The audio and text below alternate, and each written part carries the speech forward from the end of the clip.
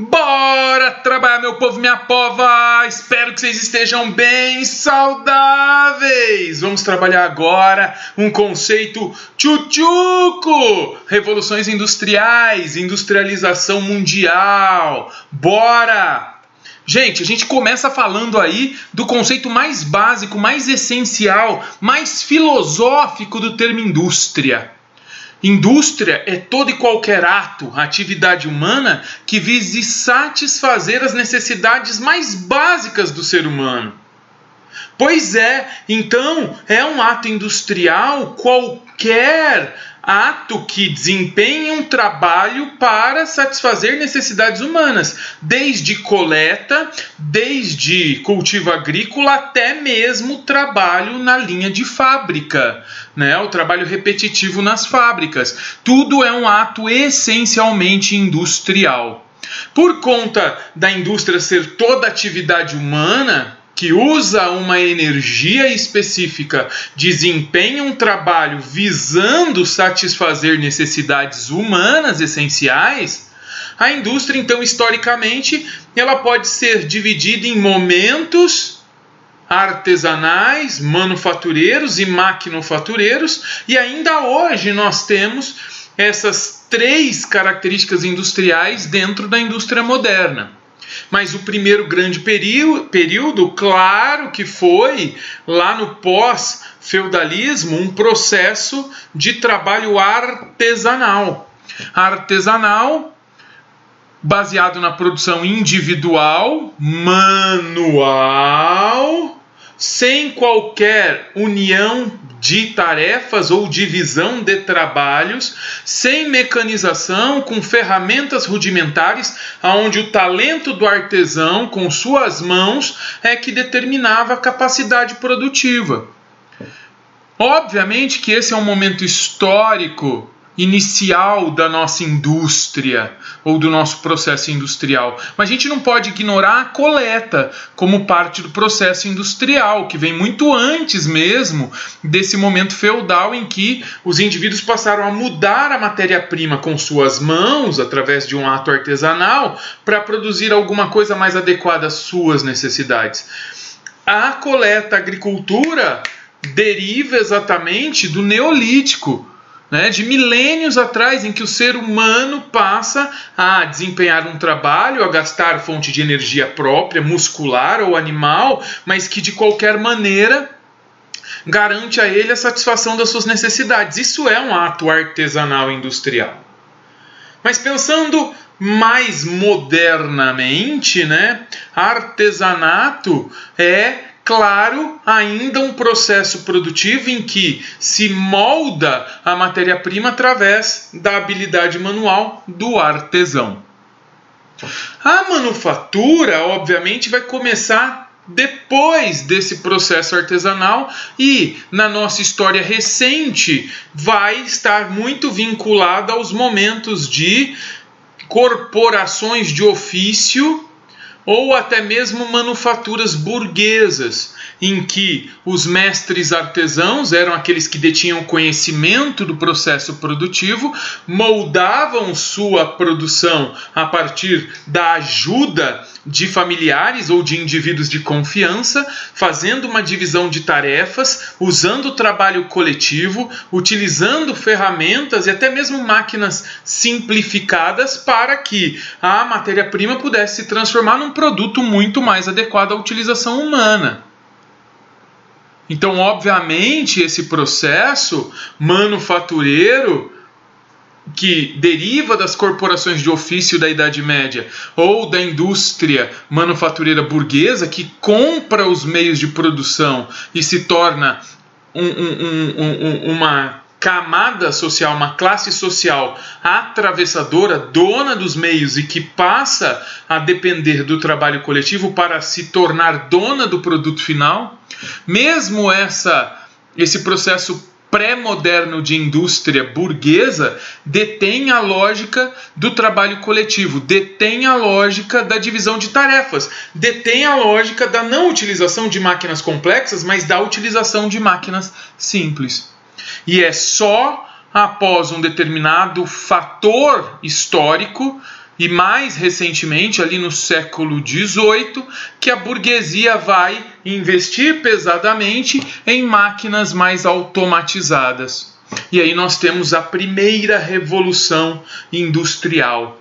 A primeira revolução industrial que coloca a indústria num outro patamar, no patamar de maquinofatura, em que você tem a submissão dos meios de produção ao capital burguês, né? E a gente vai falar de meios de produção já já, a divisão de tarefas estabelecida, a utilização de máquinas automáticas, independentes da mão de obra humana e muito mais complexas. O próprio processo atual de automação industrial e de especialização da mão de obra fazem parte desse universo produtivo maquinofatureiro. Não podemos ignorar esse processo também como parte do processo histórico e ainda hoje, e principalmente hoje, parte da nossa realidade. Bom, a indústria transformou-se com o tempo. E, obviamente, essa transformação temporal nos dá condições para pensarmos exatamente o processo que a gente considera como marco da mudança da vida humana na superfície da Terra, o marco da Revolução Industrial. Só que antes de chegarmos lá, a indústria tornou-se moderna. Quais serão os tipos de indústria moderna e o que elas produzem? A indústria hoje, a maquinofatura, ela está dividida em diversas linhas produtivas, que ainda permanece com graus diferenciados de intervenção sobre o processo produtivo. Por exemplo, a indústria extrativa, a agroindústria. São indústrias que partem da natureza para extrair ou para produzir o que é necessário para a satisfação humana. Sejam as commodities, os elementos naturais com baixo grau de alteração industrial e que são exportados pelas nações, como minérios, por exemplo, petróleo, gás, minérios metálicos, matérias-primas, seja produtos agroindustriais, que a gente produz para a satisfação das necessidades humanas mais básicas, da fome humana, produtos agrícolas, produtos pecuários. São parte de uma produção moderna. Muitas vezes utilizam algum grau de mecanização, mas são parte do processo industrial, né, que vem de muito tempo atrás e ainda se mantém como base estrutural da nossa economia e como parte do que a gente chama de setor primário da economia moderna. A indústria de base, que transforma os metais através da siderurgia em ligas metálicas. É a transição entre esse setor primário da economia e o setor secundário, que é o setor de transformação completa da matéria-prima, é o setor industrial como a gente conhece, o que pega uma matéria-prima e transforma em produto final mais adequado ao ser humano. E aí, nesse sentido, nós temos a indústria de bens de produção. Bens de produção são aqueles produtos que servem para agilizar a produção de novos produtos, máquinas, equipamentos, ferramentas. Nós temos a indústria civil, que organiza o espaço num processo industrial muito mais complexo. A indústria de bens intermediários, que são aqueles bens que são componentes de outros bens. Por exemplo, os parafusos, porcas, borrachas que vão nos automóveis. São bens que compõem um bem final, por isso são intermediários. Os bens de consumo, que podem ser duráveis, quando eles simplesmente não acabam após a utilização humana, e não duráveis, quando esses bens de consumo acabam ou desgastam muito rapidamente com a utilização humana. Os bens de capital, que são exatamente aqueles que partem da ideia de bens de produção, máquinas, equipamentos e toda a parte estrutural do processo produtivo, e os bens de tecnologia e biotecnologia, que são uma fase muito moderna do nosso processo industrial. Esses tipos básicos de indústria moderna, eles compõem aí o nosso setor primário da economia e o nosso setor secundário da economia. O terciário da economia é o comércio e os serviços. Beleza? chegamos às revoluções industriais. Tá aí um quadro sinótico resumo das 3 grandes revoluções industriais, aparecendo quando aconteceu cada uma delas, quem e onde aconteceu, quem fez e onde aconteceu, qual era a matéria-prima energética básica de cada uma delas e quais setores foram responsáveis por essa grande mudança no modelo produtivo. Primeira Revolução Industrial acontece entre o século XVIII e XIX, na Inglaterra. O carvão mineral é a matéria-prima energética básica e a mecanização do setor têxtil foi o grande elemento inicial desse processo. O século XX. No início do século XX, nós temos nos Estados Unidos a ampliação da segunda Revolução Industrial.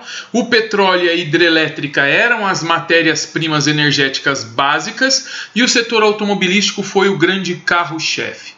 A terceira Revolução Industrial ela se dá no Japão, mas também nos Estados Unidos, após a Segunda Guerra Mundial. Tem energia nuclear como energia, digamos, mais moderna desse período, mas ainda hidrelétrica e petróleo são bases energéticas para esse processo, e aí vem a robótica e o setor aeroespacial se juntar ao setor automobilístico. Esse quadro resumo ele é interessante, mas como eu disse, é um quadro resumo. Vamos agora pensar um pouquinho mais sobre esses processos e revoluções industriais. Começamos com a primeira Revolução Industrial lá no século XVIII. A burguesia se torna interventora do processo produtivo. Ela não é mais só comerciante, como ela havia sido até então, principalmente no auge do mercantilismo. Ela passa a tentar se tornar dona de todos os meios de produção. São 5 os meios de produção. A gente vê lá embaixo no nosso slide. O capital, o dinheiro, é a força máxima da burguesia para se tornar dona dos demais meios de produção. Com dinheiro ela compra o espaço produtivo, a propriedade industrial, as ferramentas e os insumos, a matéria-prima. Mas será que ela tem controle de todos os meios de produção? Ela vai pagar a mão de obra, ela vai alugar a mão de obra. Entretanto, a mão de obra é controlada pelo operariado, e daí se estabelece muito agudamente o conflito de classes entre burguesia, dona dos meios de produção, de quase todos, menos da mão de obra, esta é do operariado, e este aluga para a burguesia em troca de salário. Bom, nesse sentido, a burguesia se vê refém, né, do operariado, justamente porque o operário detém um dos principais elementos para que haja produção, a mão de obra. Sem o operariado e sem a mão de obra, não há produção industrial. A burguesia precisa solucionar esta questão e vai investir pesadamente numa busca por liberdade. E a libertação burguesa vem exatamente quando, para dominar a mão de obra, a burguesia, no século XVIII, investe em ciência, culmina-se com a invenção da máquina a vapor, este processo científico de libertação da mão de obra, e aí a máquina a vapor se torna a mão de obra mecânica necessária para o processo produtivo. E a burguesia passa a ser dona da máquina, que substitui em grande parte o operário. Não substitui totalmente o operário, é bem verdade, mas em grande parte substitui sim. A maquinofatura surge por meio do interesse burguês de se libertar do controle da mão de obra operária. Bom, obviamente que a primeira Revolução Industrial, então, vem com o pioneirismo inglês, não é? Utilizando-se do carvão, do ferro, do aço e do dinheiro burguês, necessariamente vem com a máquina a vapor, que vocês veem aqui, o primeiro tear criado mecânico para substituir a mão de obra humana no processo produtivo. Aí você vê a implementação dos teares como resultado dessa maquinofatura, mão de obra essa que antes era exercida por homens e que passa a ser exercida por máquinas, garantindo ao burguês assim a possibilidade de se impor e de impor o seu ritmo de produção para a mão de obra mecânica. Então, a primeira Revolução Industrial, que surge no Reino Unido no final do século XVIII, rapidamente se estende por toda a Europa e chega aos Estados Unidos no final do século XIX. E é no final do século XIX que uma nova mudança vai dar origem a um novo processo e revolução industrial. Bora ver? A segunda Revolução Industrial, ela na verdade começa com o Taylorismo, uma teoria que se inicia no final do século XIX e pressupõe mudanças no modo de produção. Aqui vale lembrar que a primeira Revolução Industrial foi uma mudança nos meios de produção, quando a burguesia consegue substituir, ou pelo menos complementar a mão de obra humana com as máquinas. Nesse caso, não é uma mudança no meio de produção, mas sim no modo de produção, na maneira como se organiza o processo produtivo. E aí, o Taylor vem propor uma melhor organização do espaço produtivo para maximizar a produção e minimizar o desperdício. Basicamente, trazendo a cronometragem do processo produtivo, a gerência de produção, o capataz de produção ficaria fiscalizando a produtividade de cada indivíduo, fazendo a cronometragem e instituindo metas de produção. E aí a gente chega então a uma lógica extremamente importante, que é justamente o indivíduo começar a se tornar máquina, tendo que produzir de forma contínua e incessante para garantir a manutenção do seu emprego. No começo do século XX, o Fordismo, de certa maneira, alavanca o processo que a gente chama de Segunda Revolução Industrial. É o Fordismo que vai, através do Henry Ford e de suas fábricas automobilísticas, propor a produção em série, através da linha de produção, usando uma esteira em que o trabalho sequencial faz aí sim do indivíduo o indivíduo que tem uma mão de obra repetitiva. E nesse caso, a mão de obra especializada tem a ver com essa ideia de que o indivíduo faz sempre a mesma coisa. O trabalhador é, nesse sentido, transformado em máquina. A produção é em série e o trabalhador é tratado como máquina desumana, produzindo uma quantidade inacreditável de produtos. E isso vai complementar, ou ser complementado, no início do século XX, pelo Fordismo.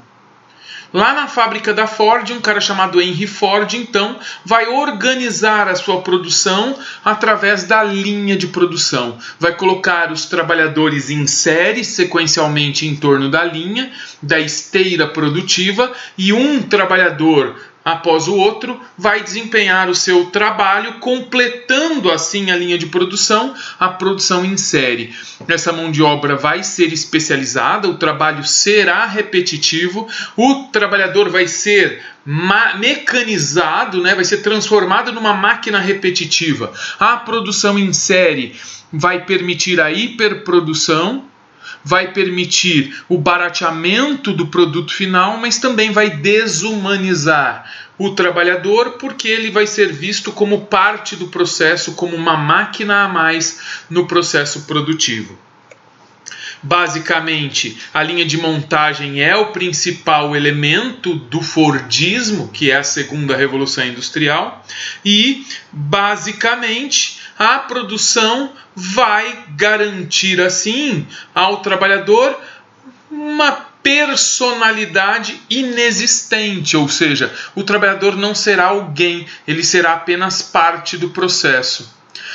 Junto com essa imagem que a gente vê aqui do Chaplin, a gente vê também a lógica fordista da linha de produção, da produção em série, sem que haja possibilidade do trabalho do segundo trabalhador ser realizado sem que antes aconteça o trabalho do primeiro trabalhador, né? Então, um trabalho é automaticamente sequencial em relação ao outro. É pré-requisito que um faça para que o outro possa continuar e fazer também. A gente vê ainda nessa imagem do Chaplin, além do Fordismo da linha de produção, o Taylorismo, né? O gerente de produção determinando o ritmo da produção. Produção essa que é em esteiras, em linha de produção, que começa a partir do zero e que o produto final acaba ao final da linha de produção saindo pronto para ser comercializado.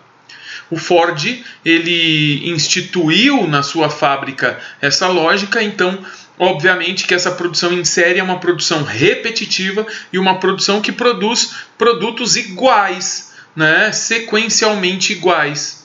Outro elemento que possibilitou tudo isso foram as peças intercambiáveis, ou seja, a padronização de peças para que todos os automóveis pudessem ser montados a partir de peças que também eram produzidas em série. O Fordismo revolucionou a indústria, transformou o planeta em um planeta de uma industrialização maciça, de uma industrialização que trouxe a hiperprodução para o dia a dia das sociedades, demandou novos mercados e culminou com políticas expansionistas e imperialistas dos países que desenvolveram esse processo industrial nos seus espaços. Chegamos então à terceira revolução industrial, uma revolução que se baseou através da revolução técnico-científica e informacional. Vem com o nome Toyotismo, sugere-se uma produção flexível, mas que se baseia muito na automação da produção. E a automação se baseia justamente no desenvolvimento da micro e nanoeletrônica, da informática e da robótica.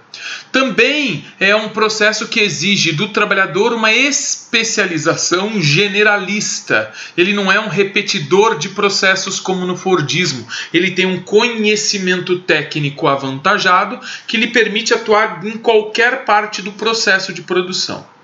Também pressupõe-se o just-in-time e o Kanban.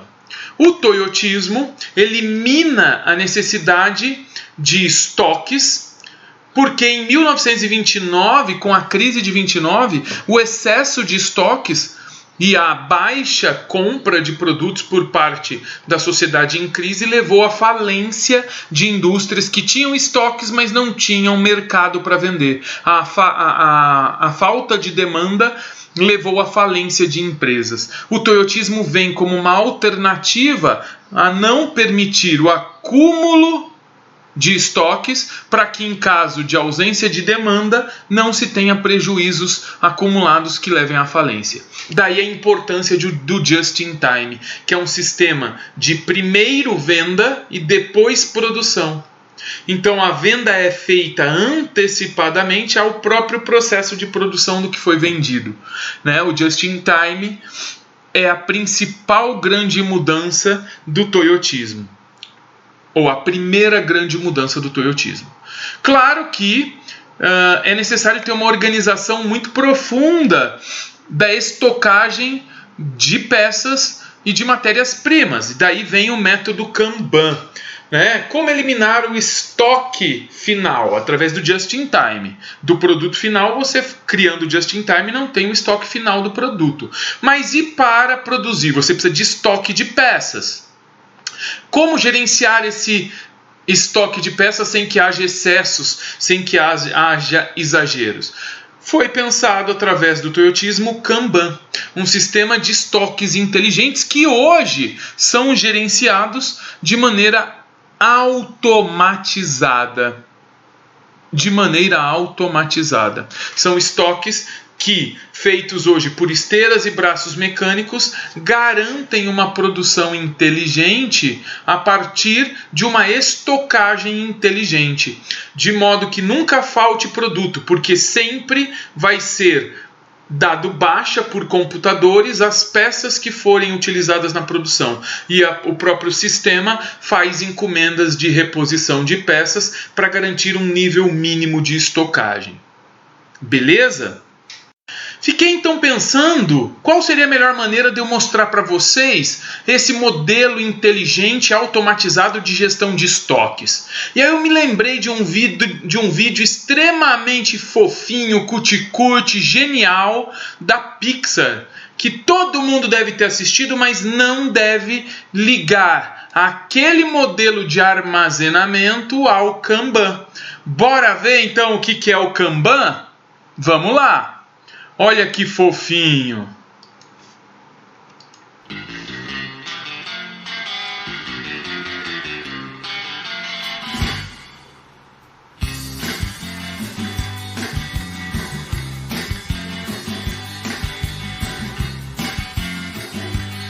Monstros S.A. Lindeza! Vocês veem aí na imagem a administração do sistema de estocagem a partir de centrais de computadores locais.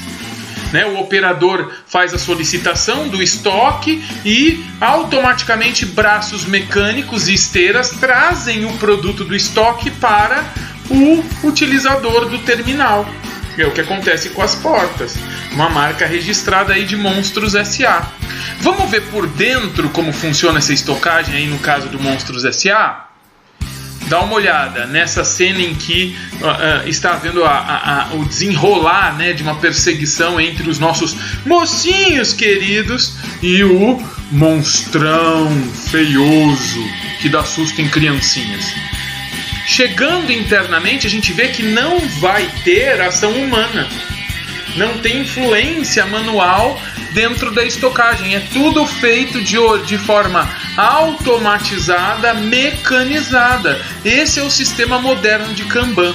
Originalmente o sistema de Kanban era um sistema de débitos e créditos de fichas que garantiam um nível mínimo de estocagem. Mas com a automação e com a utilização muito ampla de tecnologias informacionais, hoje você controla essa faixa máxima e mínima da estocagem e a estocagem propriamente dita de maneira automática por computadores, que é o que vocês estão vendo aí em Monstros S.A.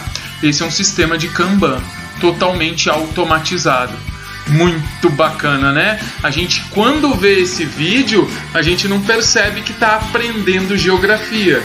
Está aprendendo geografia e está aprendendo um modelo de estocagem criado pela Toyota e que é amplamente utilizado até hoje. Genial, né? Maravilhoso. E aí a gente parte para a terceira revolução industrial. Ela tem características, de venda antes mesmo da produção, o just in time, Kanban, estocagem inteligente, mas não só isso. Ela tem características de produção em ilhas. O toyotismo propõe que o indivíduo seja um generalista, saiba fazer tudo e que a produção não siga aquele modelo engessado de linha de produção, onde você precisa que um trabalho seja feito para que o próximo tenha que ser feito também. Você quebra o pré-requisito. A produção se torna mais flexível, ao mesmo tempo adaptável.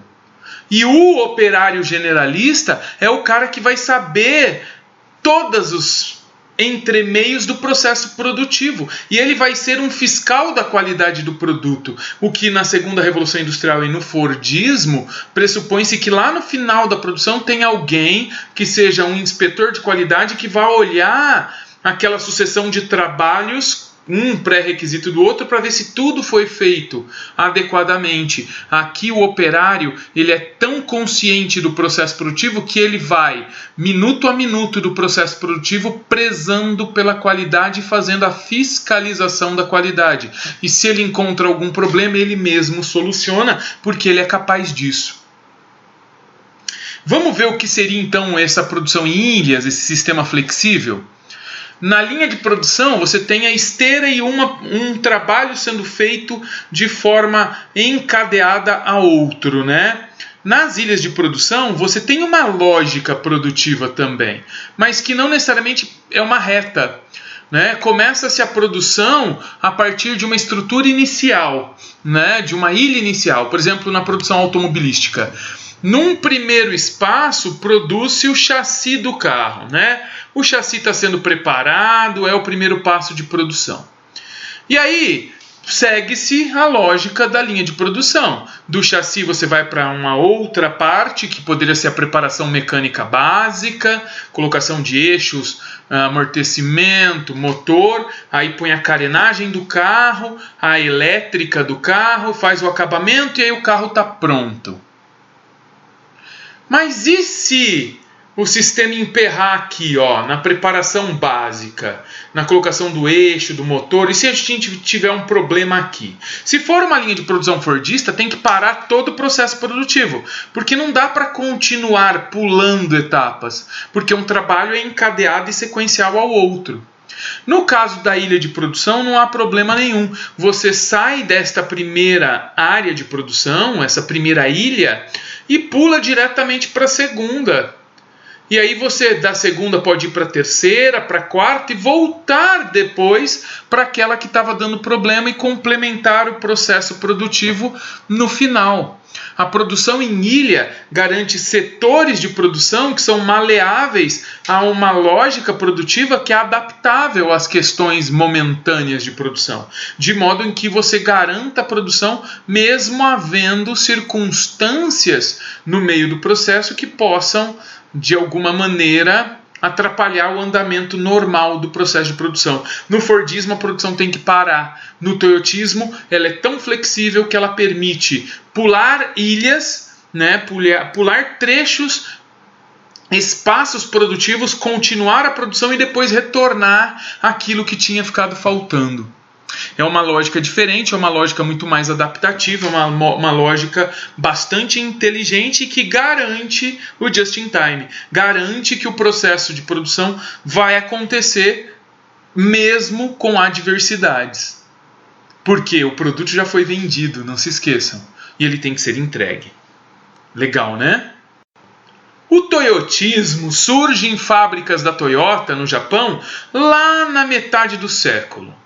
As unidades fabris da Toyota aplicam esse modelo flexível de produção, criam, né, a qualificação necessária para os seus operários se tornarem generalistas, identificados com o processo produtivo, determinam seus estoques mínimos, criam seu padrão de venda antecipada e pós-produção e administram seus estoques mínimos internos para garantir a menor quantidade e possibilidade de desperdício e perdas.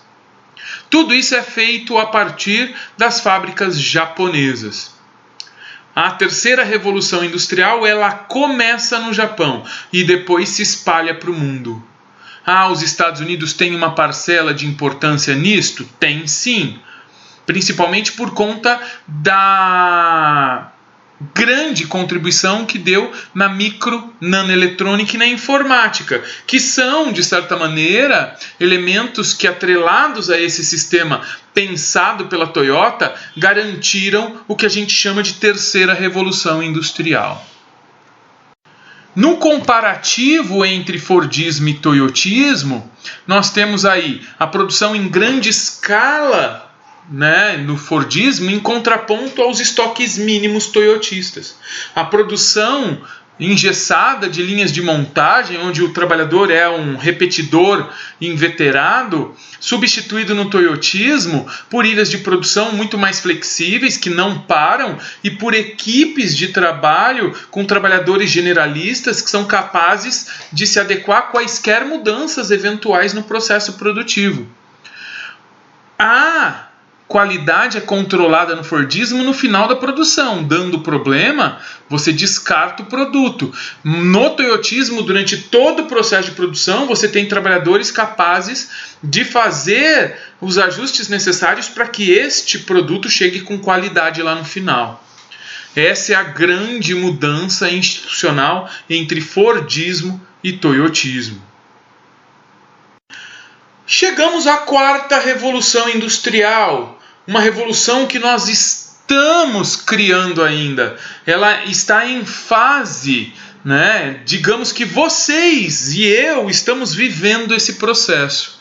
É a também conhecida como fase da indústria 4.0, em que nós temos uma situação de fluxo de informações, de sociedade em redes, que garante a possibilidade da gente vincular nossa vida a esses fluxos.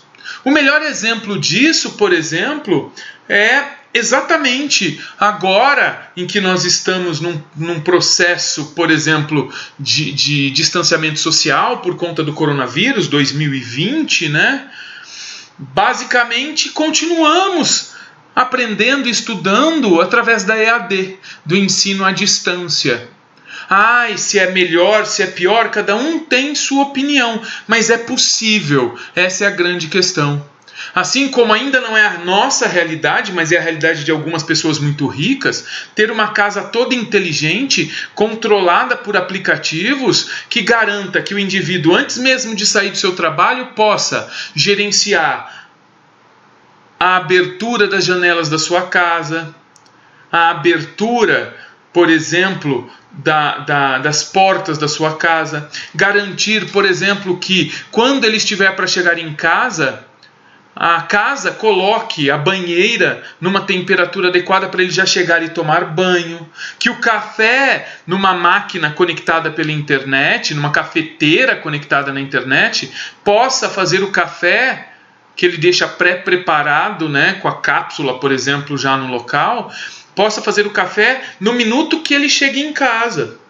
Ele pode garantir que as luzes acendam assim que o carro dele entre na garagem, que a TV e o aparelho de som toque músicas específicas. Ele pode atender chamadas através do próprio ambiente domiciliar. A geladeira dele conectada na internet gerencia as compras, né, os produtos que nela estão, e ele pode fechar a compra pela porta da geladeira que está conectada na internet, os produtos comprados por ele são debitados do cartão de crédito dele e chega na porta dele num horário determinado e marcado. Quer dizer, tudo isso já é uma realidade para quem tem dinheiro. Se isso já é uma realidade para o usuário de uma residência que tem dinheiro, o que as empresas podem fazer com esta sociedade em rede, com esta aptidão tecnológica social? Bom, as empresas fazem muita coisa. É por isso que uma das grandes plataformas hoje da informática é aquela que estuda as Big Datas, né? Os grandes volumes de dados que são o tempo todo produzidos pelos nossos celulares, que ficam escutando tudo que a gente fala.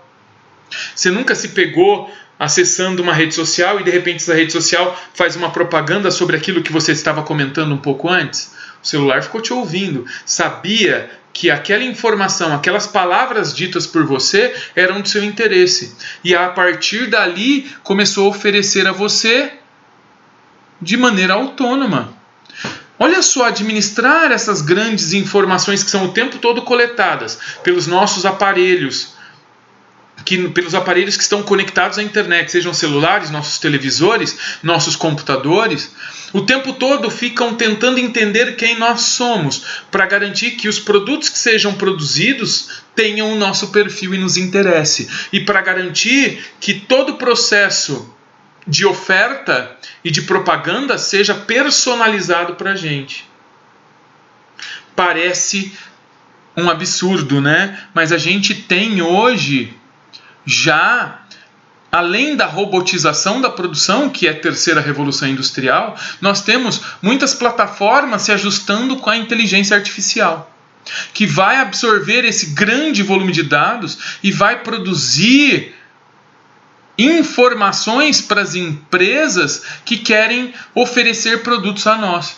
Imagina se sua cafeteira da Nespresso tiver ligada à internet e souber, através de uma leitura de chip, quais são as principais cápsulas de café que você usa. Qual é o modelo de café que você usa. Está personalizado a um número de IP que é seu, da sua residência, e de repente essa informação pode ser trabalhada para que, assim que você abra sua rede social, seu computador, venha a oferta do dia, o café que você toma. Ai, mas tanto investimento só para isso? Não. Olha onde a gente não está chegando, aonde nós não estamos percebendo.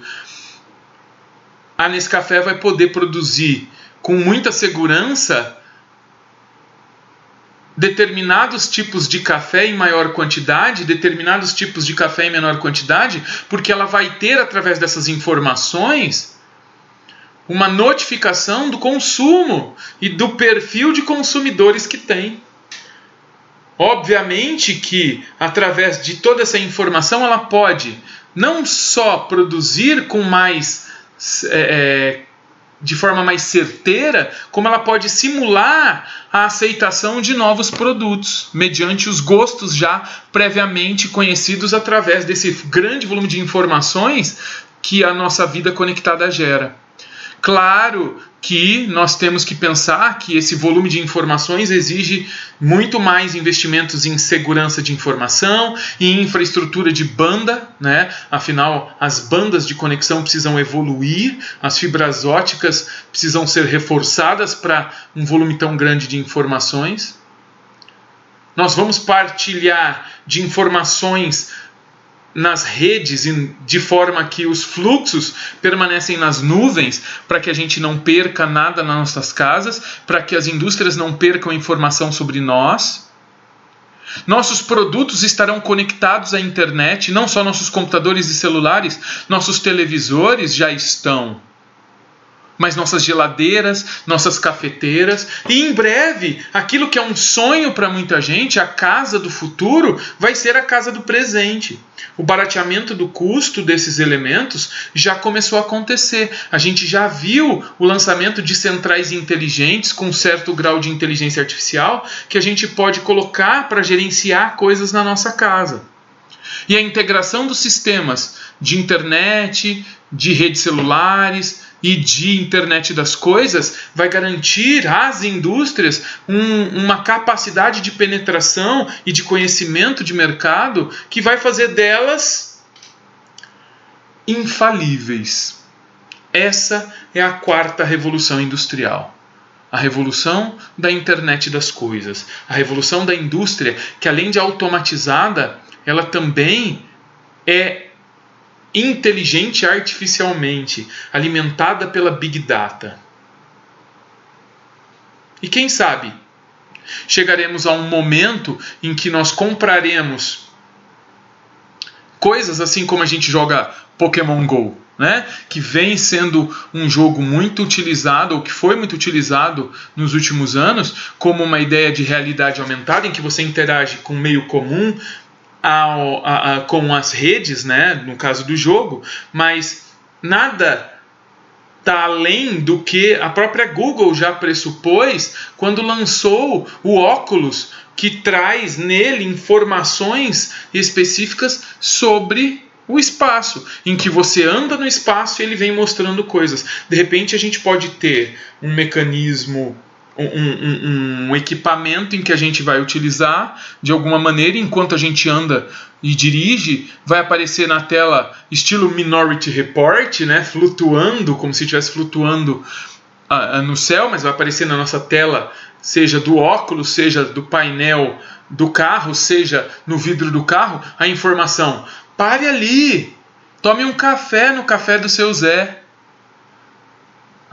Então, basicamente, nossa sociedade do consumo trabalha a partir dessa ideia de tecnologia e de conhecimento sobre o consumidor.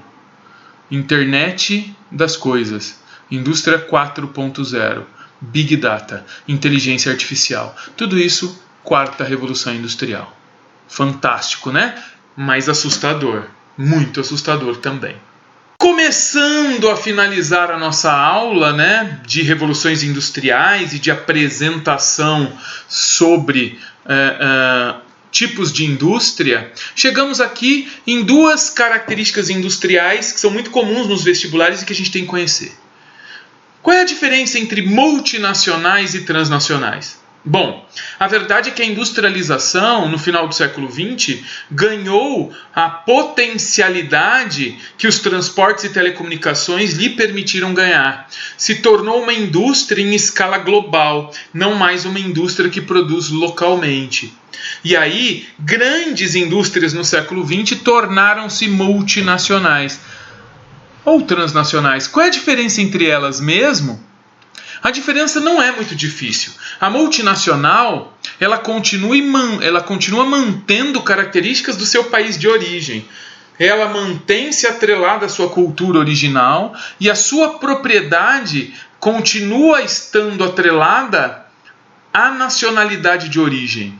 Ela tem áreas produtivas em vários países no mundo, mas a matriz domina e comanda do país nativo todas as filiais espalhadas pelo mundo. Um exemplo interessantíssimo é a Volkswagen, em que todos nós sabemos que é uma empresa alemã de automóveis que muitas vezes coloca nos seus produtos a marca da Alemanha, a bandeira alemã, e faz questão de decidir e definir que a Volkswagen do Brasil é só um ponto de produção da Volkswagen da Alemanha. Não é autônoma, produz e é administrado pela Alemanha e remete lucros para a Alemanha.